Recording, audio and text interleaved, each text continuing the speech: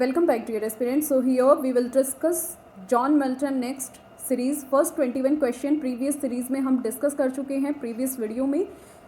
Question number 22. The meaning of El Allegro is ill or pensive man, happy or cheerful, man of jolly nature, man of reserved nature. तो इसका right answer यहाँ पर हो जाता है happy और cheerful man, क्योंकि ये जो एल एलेग्रो है ये एक पेस्टोरल पोएम है जिसको जॉन मिल्टन ने 1645 के कलेक्शन में लिखा था या इसको शो किया गया था.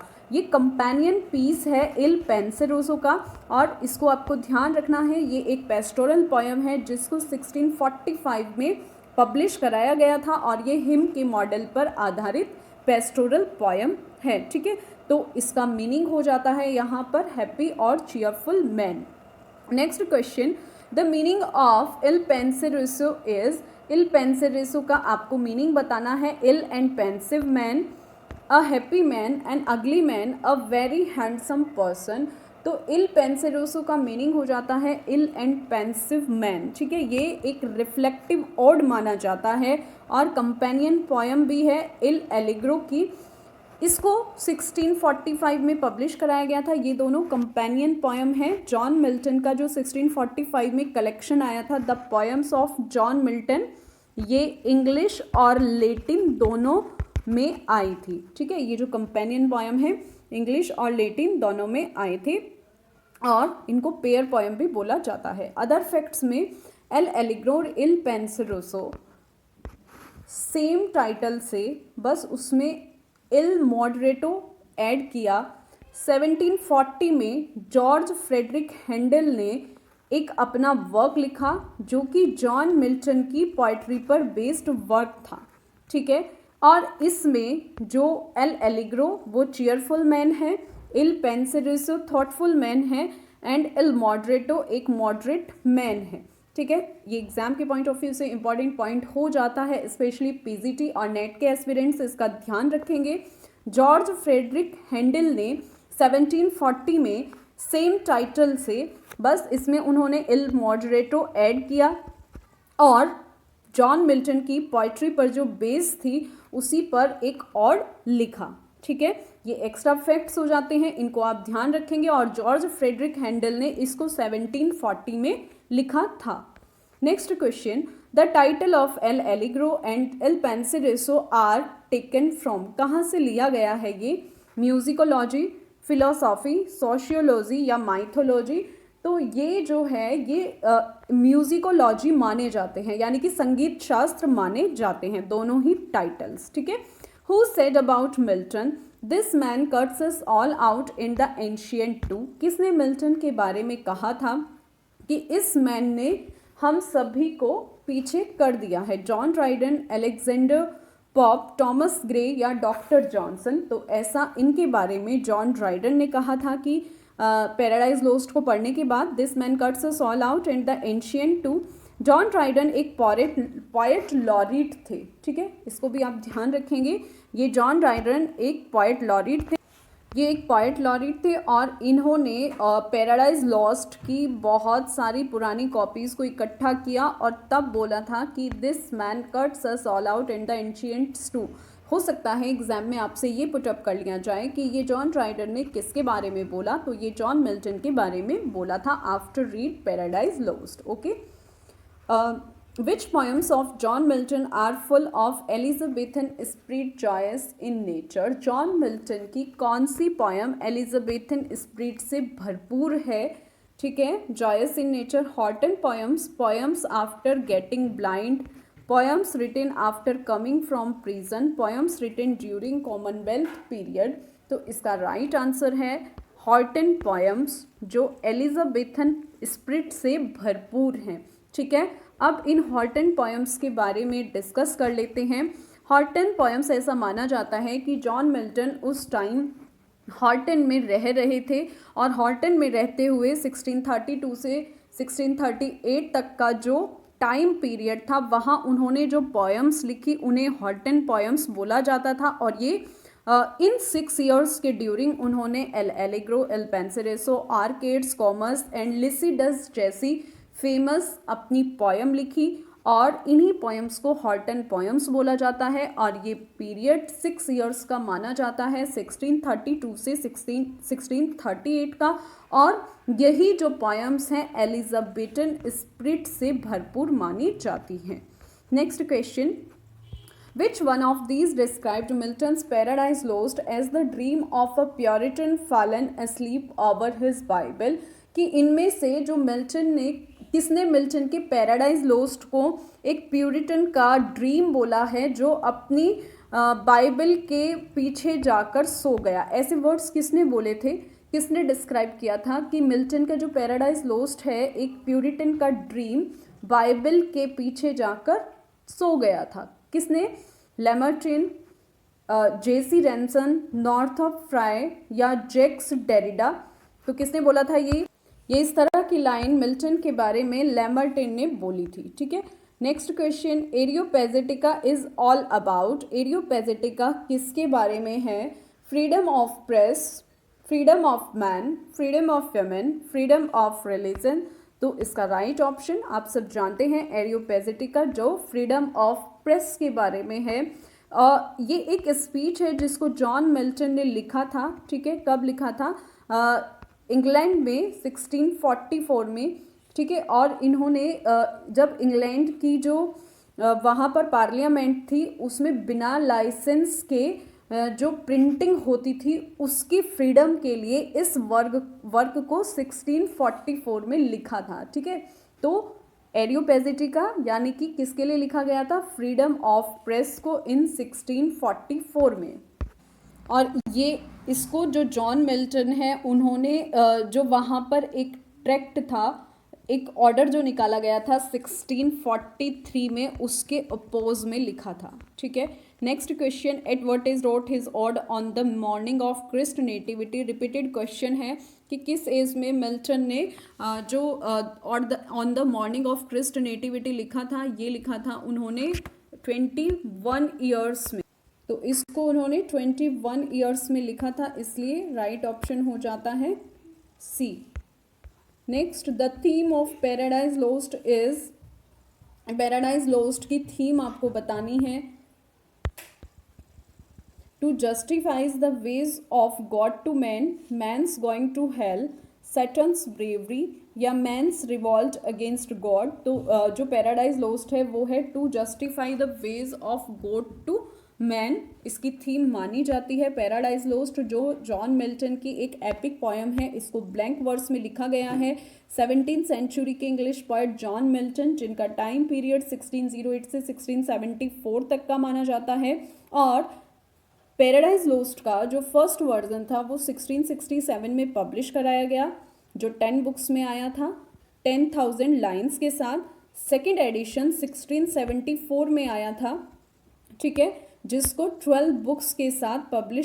Next question, the theme of Paradise Regained is Satan's temptation of Christ in wilderness, Satan's encroachment in heaven, war between Satan and man, none of these. तो इसका राइट आंसर जो थीम है पैराडाइज रिगेन्ड की, Satan's temptation of Christ in wilderness है। Paradise Regained ये हमें 1671 में देखने को मिला था। ठीक है, ये पैराडाइज रिगेन्ड को उन्होंने अपनी कॉटेज कैल्फोन सेंट गाइल्स में इसको लिखा था। ठीक है, उनकी एक कॉटेज ये मानी जाती है इन बकिंघम शायर। पैराडाइज रिगेन्ड 4 बुक लॉन्ग थी, जिसमें 2065 लाइन्स थी। और इसके कॉन्ट्रास्ट में पैराडाइज लोस्ट जो कि एक एपिक पोएम मानी जाती है 12 बुक्स लॉन्ग थी और इसमें 10,565 लाइन्स कंसिडर की जाती हैं या मानी जाती हैं या फिर हैं। Next question, who described Milton in the words God gifted organ voice. So God gifted organ voice of England and the mighty mouthed inventor of harmonies previous video में भी डिस्कस किया गया है, तो आपको आंसर तो पता ही है। Alfred Lord Tennyson, Browning, T S. Eliot या नाहम टेट। किसने बोला था उन्हें गॉड गिफ्टेड ऑर्गन वॉइस? तो ये अल्फ्रेड लॉर्ड टेनिसन ने जॉन मिल्टन को बोला था। और the mighty mouthed inventor of harmonies. Okay, next question, Milton's style in Paradise Lost is called weak style, grand style, harmonious style, scattered style, repeated question है, बार बार पूछा गया है। तो मिल्टन के स्टाइल को ग्रैंड स्टाइल के नाम से जाना जाता है। ग्रैंड स्टाइल मीन्स उन्होंने पैराडाइज लोस्ट में एक अलग लेवल की जो वोकैब यूज़ की थी, उसी के तौर पर उनको ग्रैंड स्टाइल के लिए जाना गया कि जो मिल्टन है उनका जो स्टाइल था वो ग्रैंड था। पैराडाइज लोस्ट में उन्होंने एक अलग लेवल की जो वोकैब और जो वहाँ पर पोयम लिखी थी, एपिक पोयम, उसी के लिए उनको ग्रैंड स्टाइल के लिए जाना गया। Saturn in Paradise Lost is compared to, Paradise Lost में जो सैटर्न है उसको किससे कंपेयर किया जाता है? मून, सन, पोलर स्टार या लेवियाथन। राइट आंसर है लेवियाथन। जो सैटर्न है उसको लेवियाथन से कंपेयर किया जाता है। Next question, Milton wrote his pastoral elegy Lycidas on the death of, ये भी रिपीटेड क्वेश्चन है, Edward King, his wife, his father या हिज मदर। तो ये एलेजी उन्होंने अपने फ्रेंड एडवर्ड किंग की याद में लिखी थी, जो कि जिनकी डेथ हो जाती है। अपनी वाइफ के लिए तो उन्होंने सोनेट लिखा था, मी थॉट एस्पाउस करके, जिसको हम प्रीवियस वीडियो में डिस्कस भी कर चुके हैं। ठीक है, तो ये सोनेट उन्होंने अपनी वाइफ के लिए लिखा था। एडवर्ड किंग के लिए लिसिडस लिखी थी। ठीक है, लिसिडस को आप अच्छे से जानते हैं। Who said Lycidas is the touchstone of poetic taste, किसने लिसिडस के बारे में बोला है कि जो लिसिडस है वो पोएटिक टेस्ट का टच स्टोन है, मीन्स वो पोएटिक टेस्ट की कसौटी पर खरी उतरती है। किसने ऐसा बोला है? Tennyson, Matthew Arnold, IA. Richards या बिल जेबब। आई.ए. रिचर्ड्स या बिल जेबब, किसने ऐसा बोला है? तो ये टेनिसन की लाइन है। टेनिसन ने बोला है कि जो लिसिडस है वो अपनी जो पोएटिक टेस्ट है उसका वो टच स्टोन है। लिसिडस, जॉन मिल्टन ने इसको 1637 में लिखा था, एक पेस्टोरल एलेजी है और 1638 के कलेक्शन में ये हमको दिखाई देती है, जो कि उनका एलेजीज कलेक्शन था और इसको उन्होंने एडवर्ड किंग की मेमोरी में लिखा था। ठीक है, ये जो उनका एलेजीज कलेक्शन था इसका क्या नाम था ये भी देख लीजिए, जस्टा डोडार्डो किंग नो फ्रेगो। इसको भी आप ध्यान से रीड कर लेंगे, जस्टा डोडार्डो किंग नो फ्रेगो। ठीक है, ये उनका एलेजीज का कलेक्शन था। तो सबसे पहले ये 1638 के कलेक्शन में देखने को मिली थी। ये एडवर्ड किंग उनके फ्रेंड थे कैम्ब्रिज में, ठीक है, जिनकी शिप सैंक के ड्यूरिंग डेथ हो जाती है इरिश सी में, कोस्ट ऑफ वेल 1637 में। और ये जो पोयम है, ये जो पेस्टोरल एलेजी है, उन्होंने 193 लाइन्स में लिखी है और इरेगुलरली राइम है। ठीक है, अदर नोटेबल पेस्टोरल एलेजीज के बारे में बात कर लेते हैं हम। क्यों बार बार इन पेस्टोरल एलेजीज के बारे में बात कर रहे हैं? क्योंकि प्रीवियस ईयर का जो टीजीटी एग्जाम था उसमें आपको एलेजीज के नेम देकर पूछ लिया गया था कि इनमें से कौन सी पेस्टोरल एलेजी नहीं है, तो आपको पता होना चाहिए। ठीक है, तो यहाँ पर कुछ और अदर जो फेमस पेस्टोरल एलेजीज हैं उनके नाम, पीबी शेली एडोनिस 1821 में, ये उन्होंने जॉन कीट्स की डेथ पर लिखी थी। मैथ्यू आर्नोल्ड की थायरेसिस 1867 में, जो उन्होंने पोएट आर्थर हैक्लफ पर लिखी थी। ठीक है, next question, in Paradise Lost who is next to Saturn, कि पैराडाइज लोस्ट में सैटर्न से नेक्स्ट कौन, मीन्स जो इम्पॉर्टेंट होता है, सैटर्न से बाद में कौन सा ऐसा कैरेक्टर था जो इम्पॉर्टेंट था, बेल्जेबब, बेलियाल, एबेल या क्राइस्ट। तो नेक्स्ट टू सैटर्न बेल्जेबब था। ये जो बेल्जेबब था ये सेकंड इन कमांड था। ठीक है, सेकंड इन कमांड मीन्स ये सेकंड नंबर का वहाँ लीडर था और शैतान के बाद फर्स्ट ऐसा मैन भी है जो हेल में जाता है। ठीक है, who said Milton was a passionate man who lived in passionate times, किसने बोला था कि जो मिल्टन है वो पैशनेट मैन है who lived in passionate times. तो ये ऐसा कि वो एक भावुक व्यक्ति थे और जो एक पैशनेट टाइम्स में रहते थे, यानी कि एक भावुक समय में ही वो रहते थे। जॉन बेली, टैम्टो रिकेट, हरीश त्रिवेदी या आई.ए. रिचर्ड्स। तो ये जो जॉन मिल्टन है, ये इनके लिए जॉन बेली ने बोला था। ठीक है, कि Milton lived in passionate times, Milton was a passionate man who lived in passionate times. और एक द पैशन करके अनफिनिश्ड ऑड भी है जॉन मिल्टन का, जिसको उन्होंने 1630 में लिखा था और 1645 से 1646 के बीच वो पब्लिश भी करा दिया गया था, बट वो अनफिनिश्ड ऑड था। तो ऐसा भी पूछा जा सकता है कि जॉन मिल्टन का अनफिनिश्ड ऑड कौन सा था, तो द पैशन करके उनका ऑड था जिसको उन्होंने 1630 में लिखा था। ठीक है, next question, in Paradise Lost who possess the quality of Milton. Paradise Lost में जो ऐसा माना जाता है कि मिल्टन के गुण, जो मिल्टन की क्वालिटीज़ थी वो किससे मैच करती थी, सैटन, क्राइस्ट, बिलियल या बिल्जेबब। तो ऐसा माना जाता है कि पैराडाइज लोस्ट में जो मिल्टन के गुण थे वो सैटन के जैसे थे। ठीक है, Comus was presented in honour of the, बहुत इंपॉर्टेंट क्वेश्चन है, कॉमर्स को किसके ऑनर में प्रेजेंट किया गया, Earl of Bridgewater, Earl of Southampton, Earl of Surrey या नन ऑफ दीज। तो इसमें जो कॉमर्स है उसको अर्ल ऑफ ब्रिज वाटर के ऑनर में वहाँ प्रेजेंट किया गया था। ये एक मास्क था। ठीक है, 1634 में इसको अर्ल ऑफ ब्रिज वाटर, जो first earl of bridge water John Egerton थे, उनके सामने प्रेजेंट किया गया था। कॉमर्स को एनोनिमसली सबसे पहले 1637 में एक क्वार्टो में पब्लिश कराया था। ये एक सब फैक्ट्स हैं, आप इसको नोट कर लेंगे। कॉमर्स जो है इसको एनोनिमसली यानी कि बिना नाम के 1637 में एक क्वार्टो में इशू करा दिया गया था। एक बुक सेलर थे हम्फ्रे रॉबिन्सन, उन्होंने इसको इशू करा दिया था। ठीक है, और मिल्टन ने इसको अपनी जो पोएम्स है उन्होंने इसको 1645 और 1673 के ड्यूरिंग इंक्लूड किया था, लेकिन एनोनिमसली इससे पहले एक बुक सेलर हुए हैं हम्फ्रे रॉबिन्सन, उन्होंने इसको पब्लिश करा दिया था। ऐसे फैक्ट्स हैं अवेलेबल। ओके, तो आप इनको एक बार अच्छे से रीड कर लेंगे।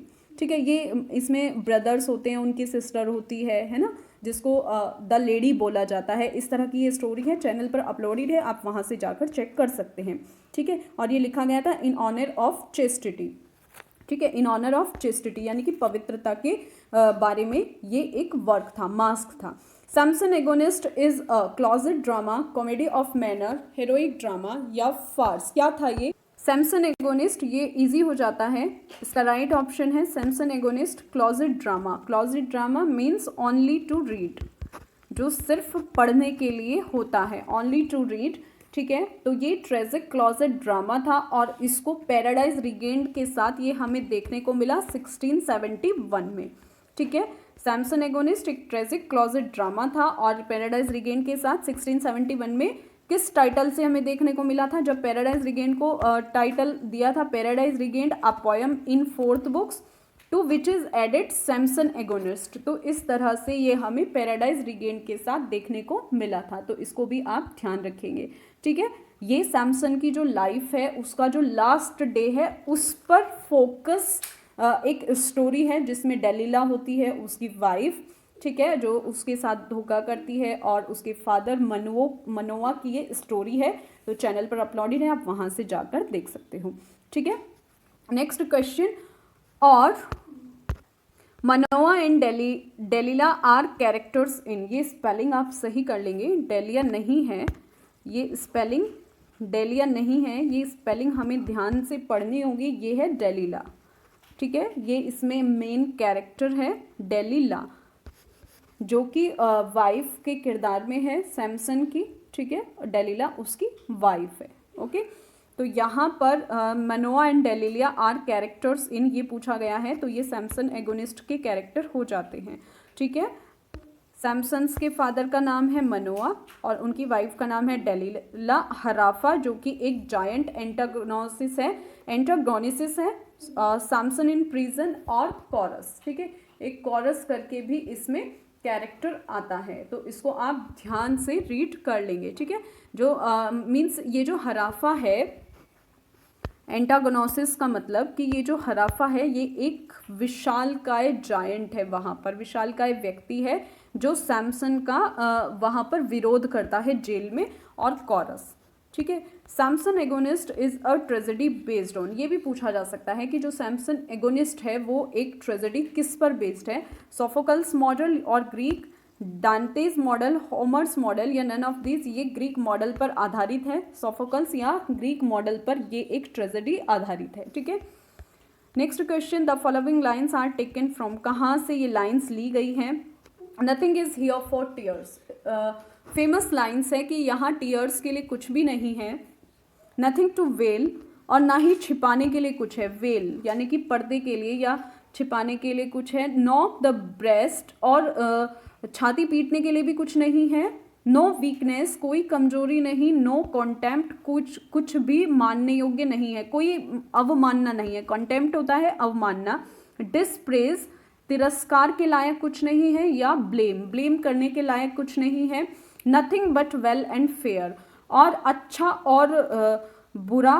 Well and unfair, well and fair यानी कि फेयर और वेल के अलावा कुछ भी नहीं है। तो इस तरह की line Samson Agonistes, Lycidas, Comus या पैराडाइज रिगेंड कहाँ देखने को मिलती हैं ये लाइंस? ये सैमसन एगोनिस्ट की फेमस लाइंस हो जाती हैं। ठीक है, next question, for books are not absolutely dead things but do contain a potency of life, क्योंकि जो बुक्स हैं वो बिल्कुल डेड थिंग्स नहीं होती हैं, उनमें भी लाइफ की पोटेंसी होती है, यानी कि पोटेंशियल होती है, यानी कि उनमें कैपेसिटी होती है जीवन की। और in them to be as active as that soul was whose progeny they are, means कि वे उस सॉल की तरह से सक्रिय होती हैं जिसकी वो सॉल हैं, यानी कि जिसकी वो संतानें हैं। ऐसी लाइंस हमें कहाँ देखने को मिलती हैं? एरियोपैजिटिका, लिसिडस या पैराडाइज लोस्ट या कॉमस। तो ये जो लाइंस हैं ये हमें एरियोपैजिटिका में देखने को मिलती हैं। एरियोपैजिटिका जिसको 23 नवंबर 1644 में पब्लिश कराया गया था। इंग्लिश सिविल वॉर जब हाइट पर था, यानी कि अंग्रेजी का जो वहाँ पर सिविल वॉर चल रहा था, ठीक है, तो जब वो हाइट पर था तब जॉन मिल्टन ने एरियोपैजिटिका को पब्लिश कराया था 1644 में। और ये जो लिया गया है एरियोपैगिटिकोस से लिया गया है, जो कि एक ग्रीक वर्ड है, और ये एक स्पीच है जिसको एथेनियन ऑरेटर आइसोक्रेट्स ने लिखी थी। ठीक है, एथेनियन जो ऑरेटर थे आइसोक्रेट्स, उन्होंने लिखी थी 4th सेंचुरी BC में। एरियोपैगस एक हिल का नाम है जो कि एथेंस में है। ये एरियोपैगस एक हिल है, यानी कि पहाड़ी है एथेंस में। और ये जो साइट है of real and legendary tribunals, वहाँ से इसका नाम लिया गया है एरियोपैगस से, इसीलिए जॉन मिल्टन ने इसको एरियोपैजिटिका बोला है।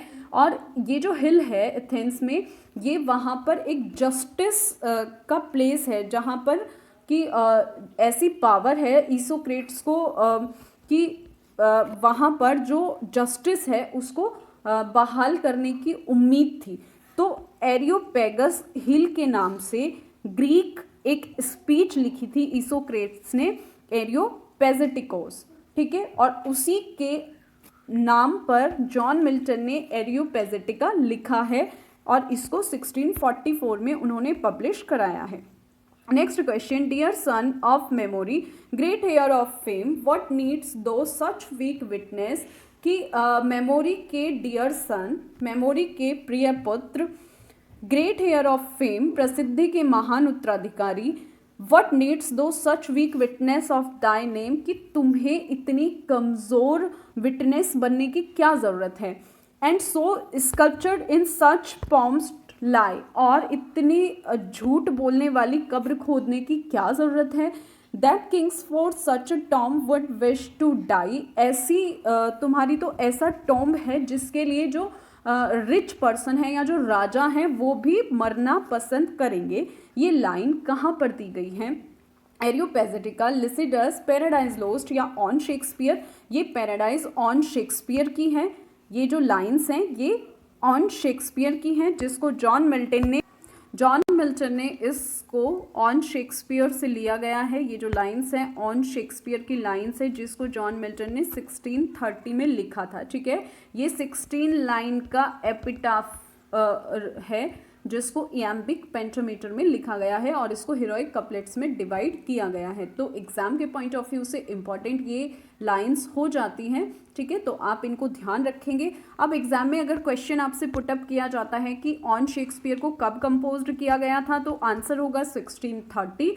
और अगर ऐसे पूछा जाता है कि ये कब अपीयर हुआ, तो फर्स्ट ये अपीयर्ड हुआ था एनोनिमसली, जो 1632 का सेकेंड फोलियो आया था ना 1632 में शेक्सपियर के प्लेस का, उसमें ये हमें देखने को मिलता है। लेकिन इसको 1630 में कंपोज्ड किया जा चुका था। तो कंफ्यूज नहीं होना है, अगर कंपोज पूछा जाए तो 1630, लेकिन अगर ये पूछा जाए कि first appeared when second folio 1632, जो शेक्सपियर के वर्क का, शेक्सपियर्स के प्लेज जो आए थे उनमें ये हमें देखने को मिलता है। ओके, एग्जाम के पॉइंट ऑफ व्यू से इंपॉर्टेंट पॉइंट्स हैं, इनको आप अच्छे से नोट कर लेंगे, ठीक है, और अपनी प्रिपरेशन करते रहिए। मिलते हैं नेक्स्ट सीरीज में।